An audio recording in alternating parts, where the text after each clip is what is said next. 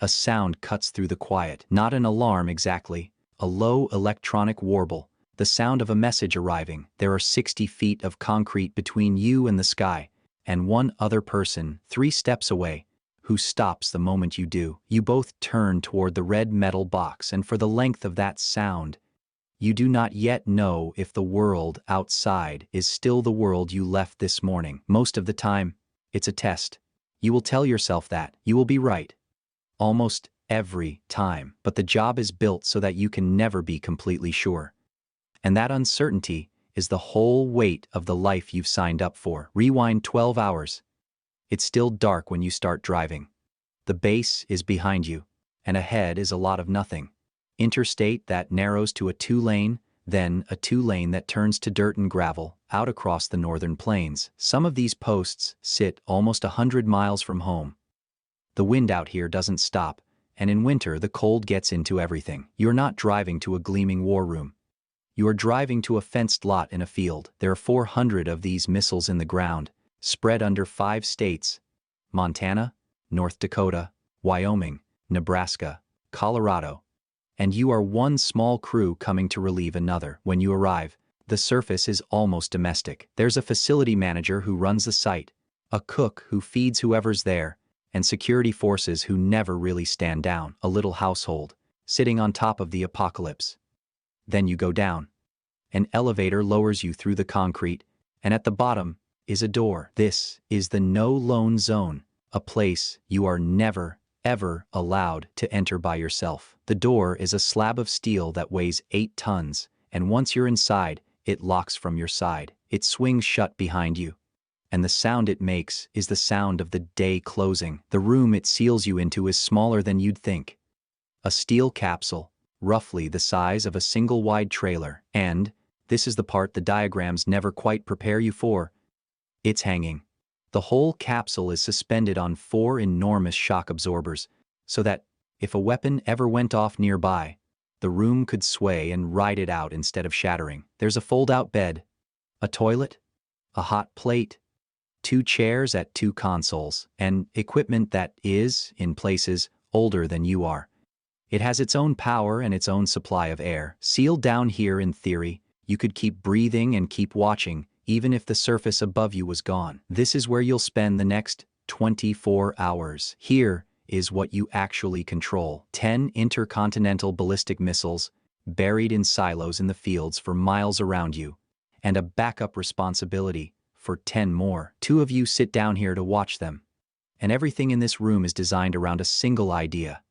No one does anything alone. You and your partner have separate keys. When it matters, they go into 2 slots on the console, and those slots are set deliberately far apart, farther than one person's arms can reach, so that no single human being, no matter what breaks in them, can turn both at once. And even that isn't enough. Your capsule, on its own, cannot launch anything. A second crew, somewhere else out under the same prairie, has to agree and turn their keys too. The popular fear is one unstable person and a button. The reality is a machine engineered at every step to make one person powerless. And then, nothing happens. That's the part no movie shows you. You run status checks. You answer message traffic. You watch a maintenance team work at a distant silo through your instruments. If a sensor trips at one of those silos, miles away in the dark, you're the one who sends security out across the fields to find out why. And then, between those small tasks, the hours open up in front of you, flat and enormous. You read. Some crews study for college degrees right there at the console, one line of a textbook at a time. Your partner sleeps in the bunk while you hold the watch. And then you trade. A veteran of these crews once described the hardest part of the job as fighting to keep your head from slamming into the desk, while staying, every second, ready. Boredom, it turns out, is the discipline. Vigilance isn't a feeling of alertness. It's what's left when the alertness runs out, and you keep watching anyway. And yet many who carry this watch don't describe it as a burden at all. Ask them, and the language turns to duty. One launch officer, describing his crew, called them the backbone of the country's defense. No substitute for it. no way around it. You come to understand that pride and dread are not opposites down here. They're the same feeling, seen from two sides. The reason the watch matters is the reason it's so heavy to keep. Underneath the boredom sits a thing you try not to look at directly. You have been trained, precisely and repeatedly, for something no human being has ever actually done. A journalist who spent time with crews like yours put it plainly. It's the only job he could think of where nobody has ever performed the task. You rehearse the end of the world, and you hope, with your whole life, that you are rehearsing it forever. Even the machines carry that strangeness. For decades, the wider system that carried emergency messages to crews like yours ran on computers from the 1970s, storing their data on 8-inch floppy disks. It wasn't a joke or an oversight. Old and isolated can be its own kind of secure, but it means that for years, the most catastrophic power a country has ever built was watched over by two tired people in a hanging steel can, using technology the rest of the world had thrown away. The discs were finally retired in 2019. Then, sometimes, the tone comes. You and your partner move before you've decided to. You pull the message, you work it against the sealed codes in the red box, both of you, separately, because one person's word is never enough here. If it's a drill, and it almost always is, you feel every ounce of the real thing anyway. The keys coming out, the reach for slots you cannot both touch, the pause where the entire meaning of your life narrows to a few inches of metal, and then it ends, and you write it up, and your hands come back to you slowly. But the tone does not announce whether it's a test. That's the point. A man named Randall Lanning lived the version that isn't. In 1974, he was 22 years old, on watch underground in rural Missouri. When it happened for real, out of the blue, he remembered, we get this warble tone, an alarm that sounds like there's a message coming in. They decoded it.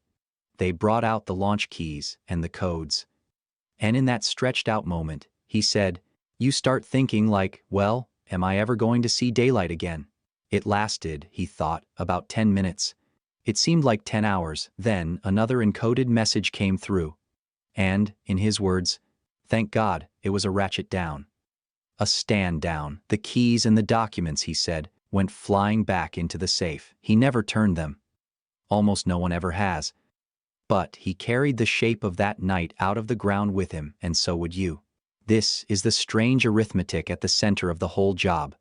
The point of the missiles is that they exist, seen, ready, so that no one ever decides to use them or theirs. Scholars who study deterrence describe it as uniquely uncomfortable work, because unlike almost anything else a person is trained to do, success is measured entirely in things that do not happen. You are asked to be the reason for an event by being ready for it, and to spend a career proving your worth by producing nothing at all, because the wait doesn't clock out when your shift does. This is a life you mostly can't talk about, measured by tests you cannot afford to fail, proficiency exams month after month, where near perfect is the only passing grade, and that pressure leaves marks. In 2013, an unpublished study by the Rand Corporation, reported by the Associated Press, found the missile force struggling.